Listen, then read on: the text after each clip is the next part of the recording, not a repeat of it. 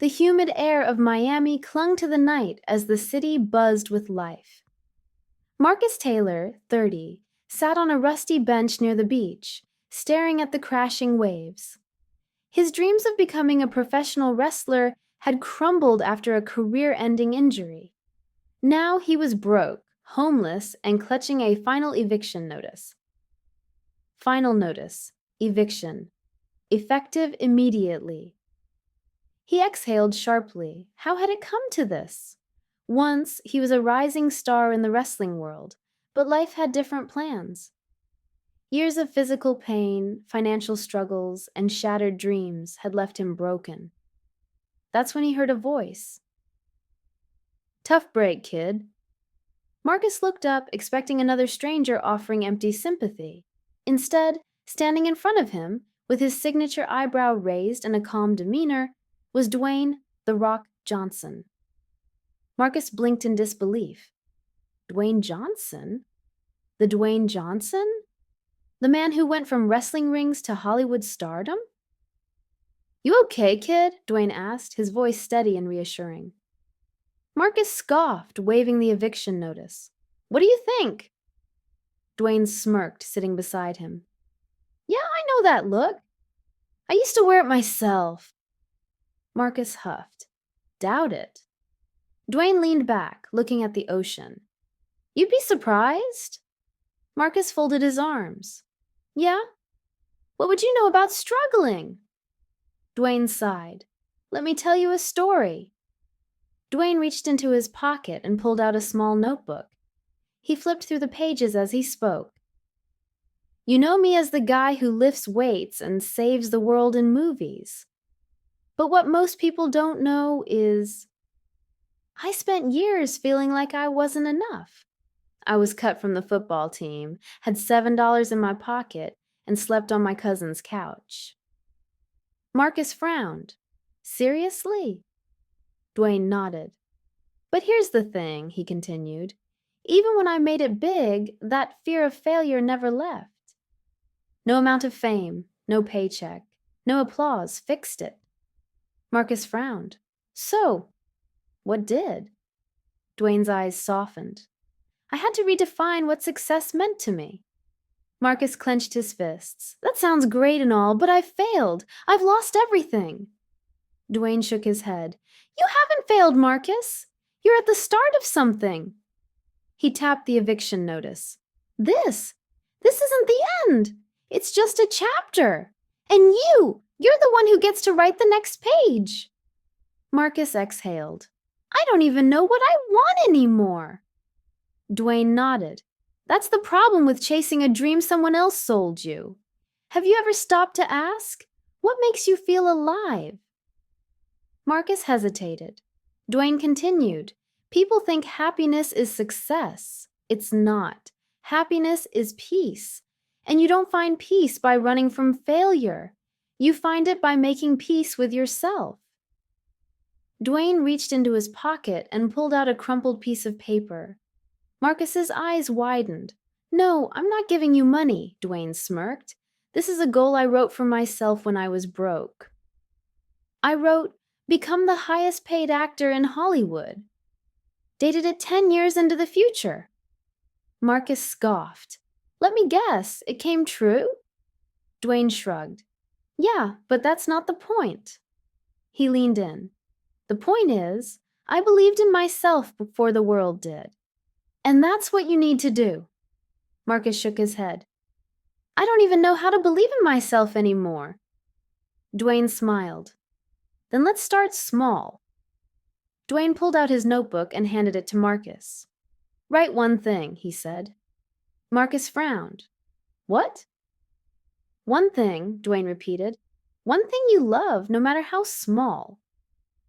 Marcus hesitated, then slowly wrote, "Public speaking." Dwayne nodded. "Good. Now tomorrow I want you to find a small audience, even if it's just one person, and share your story. No pressure, no expectations. Just you and your truth." Marcus sighed.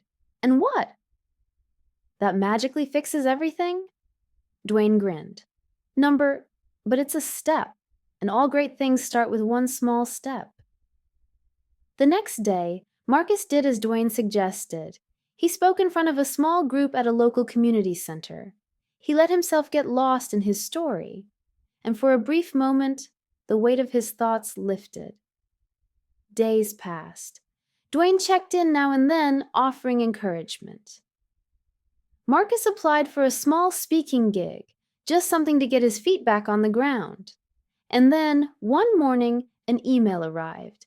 "We love your story. Let's collaborate." Marcus's hands trembled as he read it. It wasn't a life-changing opportunity, but it was a start, and that was enough. 1 year later, Marcus wasn't rich. He wasn't famous, but he was happy. Standing at his first motivational speaking event, he watched people connect with his story.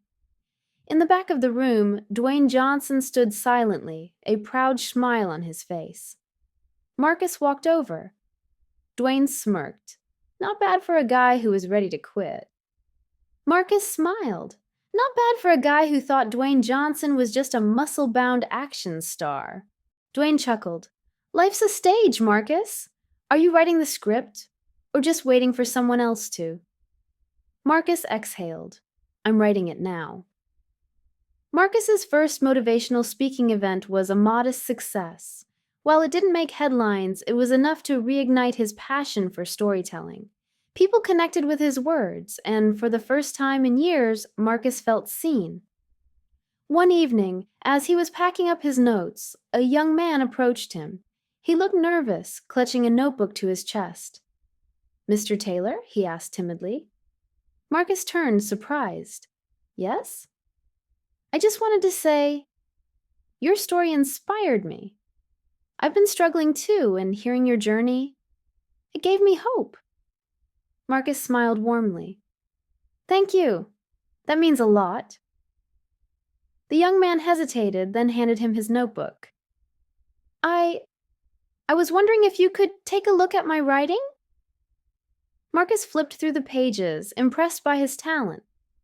"This is really good. You have a unique voice." The young man's eyes lit up. "Really? I've been too scared to show anyone." Marcus nodded. "Don't be. Writing is about sharing your truth. If you ever need advice, feel free to reach out." As he left, Marcus realized something. He had become the mentor he once needed. Years passed, and Marcus's career continued to flourish. He became known not just for his motivational speaking, but for his philanthropic efforts. He established the Taylor Foundation, which provided scholarships and resources for aspiring writers and speakers. One evening, as he was preparing for a major event, Marcus received a letter. It was from Dwayne Johnson. "Marcus," the letter read, "I've been following your journey, and I couldn't be prouder. You've not only found your peace, but have also become a beacon of hope for others.